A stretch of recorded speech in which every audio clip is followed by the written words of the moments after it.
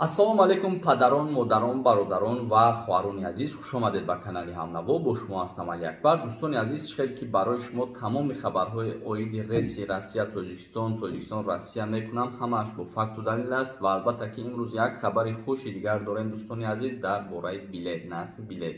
чӣ хеле ки ман дина як видео кардам, оиди нархи билет арзон шудан ва албатта бисёриҳо раҳмат гуфтан, бисёриҳо боз занг задан ки дар куҷоям билети $500. Албатта ма дар ана ҳамин видео ҳамаашро мефаҳмонам ки билет чанд долларай, ай куҷо бигирен, авиакассаҳо ба шумо чӣ хел муомила мекунанд. ҳозир ман билета наша мегум аз ҳамин рафтем билетхарӣ агар бисёр талаб кунам сум, ҳатман ба рақамҳое ки ман навистагим ҳамаашро пурратар мефаҳмонам ва билетро аз авиакасса гирифтем чӣ бояд талаб кунем, ҳамаашро ман якто ба якто мефаҳмонам дӯстони азиз. ин ҳамааш бо факту далел ва аз телевизиони Тоҷикистонам видео ҳаст ки ҳатман ва ҳатман дар омада дар ҳамин видео лайк кунанд ва видеоро дар имо WhatsApp падилитса кунанд, бишинем ба ҳазур тамошо кунед ва аз телевизиони Тоҷикистонам видео ҳаст.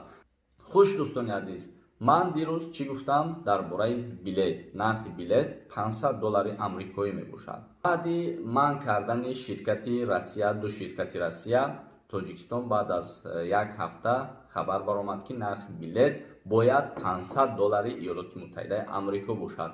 аз ин зиёд ба шумо мефурӯшанд, ҳатман метавонед ки ба рақамҳои 2365334 занг занед ва ҷои авиакасса ва ки ба шумо билети аз $500 зиёд фурӯхт, ҳамаашро метавонед ки дар ҳамин рақамҳои 2365334 занг занед ва муроҷиат кунед. дуюм, вақте ки билет мегиред дӯстони азиз, ҳатман бояд барои шумо чек диҳанд. яъне ки нархи билета ки шумо дар $500 навист, бояд шумо $500 чекша бигирен ва бурда дар аэропорт нишон диҳен ва он барои шумо як факту далел аст. яъне ки $500 бояд арзиши чипта бошад аз Тоҷикистон ба Россия, аз Россия ба Тоҷикистон. ба ҳар хотир дӯстон, чек талаб кунед ва муроҷиати дигар ҳаст ки ин ҳам барои фоидаи шумо аст.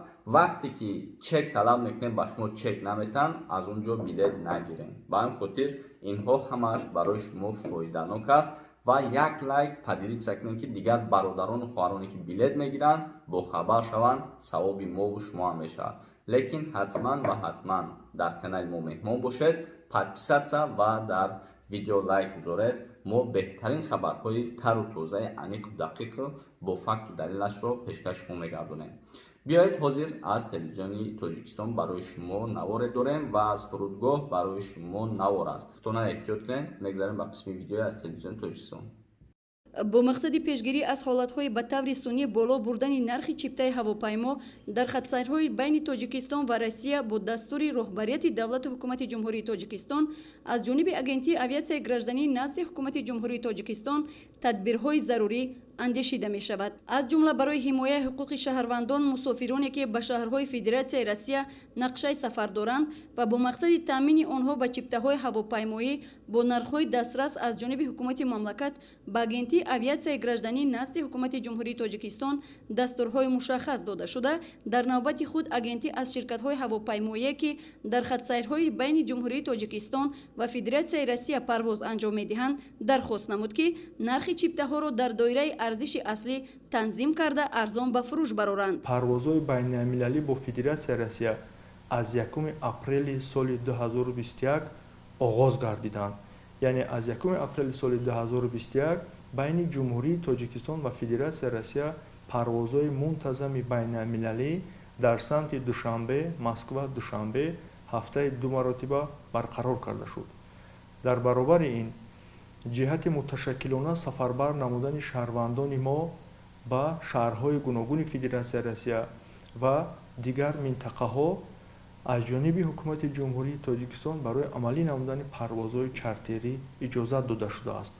қайд кардан ба маврид аст ки дар сохтори интиқоли мусофирон тариқи нақлиёти ҳавоӣ наздики 70% ба Федератсияи Россия рост меояд ва аз тамоми парвозҳои байналмилалии амалишуда ширкатҳои ҳавопаймоӣ наздики 70% ба самти Федератсияи Россия парвозро амалӣ менамоянд ва кушода шудани хатсайрҳо дар мавсими муҳоҷирати меҳнатӣ талаботи зиёдеро ба бор овард ва шаҳрвандони мо, мусофирони мо аз ин хатсайрҳо бемамоният мехоҳанд истифода баранд. дар мавсими муҳоҷирати меҳнатӣ рост омадани кушодани хатсайрҳо байни ҷумҳурии Тоҷикистон ва Федератсияи Россия ва ташкил кардани наздики 70% интиқоли ҳавоӣ тариқи нақлиёти ҳавоӣ ба ҳамин давлат талаботи зиёдеро ба бор оварда, дар ин асос аз ҷониби ширкатҳои ҳавопаймоии хориҷӣ ба шаҳрвандони мо ба самтҳои гуногуни пайвасткунандаи ҷумҳурии Тоҷикистон ва Федератсияи Россия чиптаро ба нархи гарон мефурӯхтанд. бо ибтикори бевоситаи пешвои муаззами миллат бо ҳидоятҳои ҳукумати ҷумҳурии Тоҷикистон ҷиҳати таъмин намудани шароити мусоид барои истифода бурдани аз нақлиёти ҳавоӣ ва дастрасии пайдо намудани шаҳрвандони мо ба чиптаи нисбатан арзон аз ҷониби агентии авиатсияи гражданӣ назди ҳукумати ҷумҳурии Тоҷикистон аз ширкатҳои ҳавопаймоии Федератсияи Россия дархост карда шуд, ки ин ширкатҳо нархи чиптаи ҳавопаймоиро ба самтҳои гуногуни Федератсияи Россия аз ҷумҳурии Тоҷикистон парвоз кунандаро арзон кунанд. дар ин асос ширкатҳои ҳавопаймоии Федератсияи Россия Сибир, Уральские авиалинии, ширкати ҳавопаймоии Ютер ва Ямал ба дархостҳои агентии розигии худро баён карда мактубҳои расмӣ ирсол намуданд.